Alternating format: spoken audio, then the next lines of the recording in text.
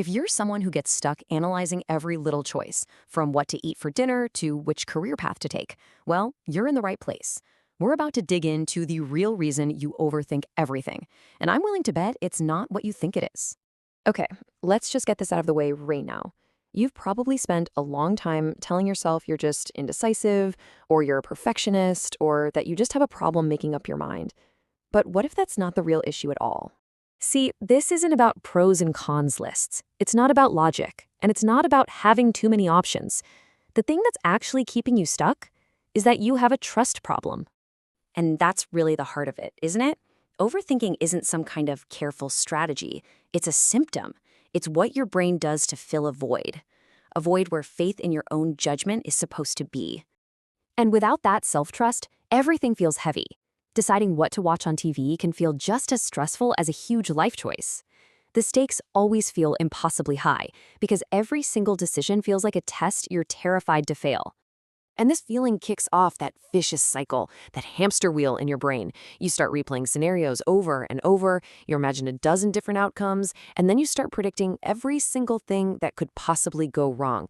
And what's the result? Every option feels risky. No choice feels safe. But here's the crazy part. The very thing you're using to try and find clarity, all that thinking, is actually what's creating the confusion. You're literally thinking yourself into a corner, and the anxiety just builds and builds.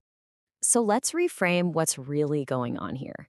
You tell yourself you're just being careful, right? That you're just trying to find the absolute best choice.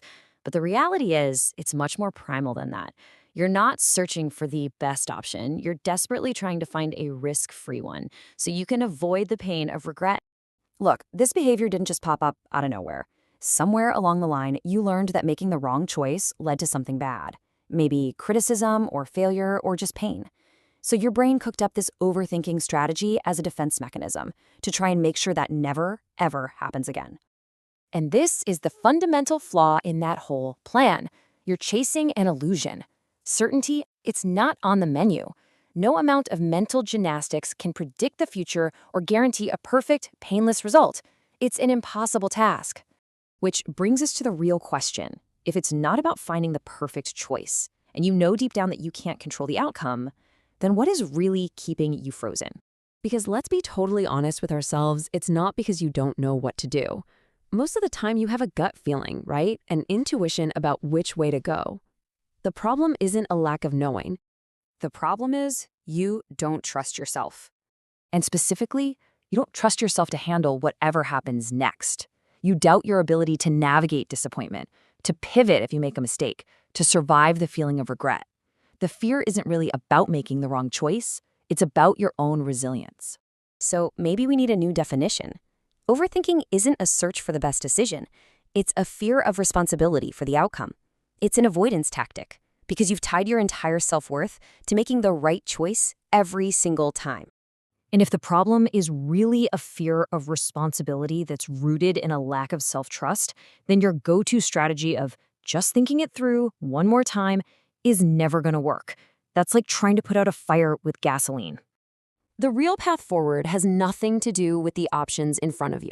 It's about turning inward. The work isn't to analyze the choices harder. It's to build a stronger relationship with yourself. It's about proving to yourself one small decision at a time that you can handle whatever comes next. And this is the real game changer. When you genuinely trust that you have your own back, the pressure just melts away.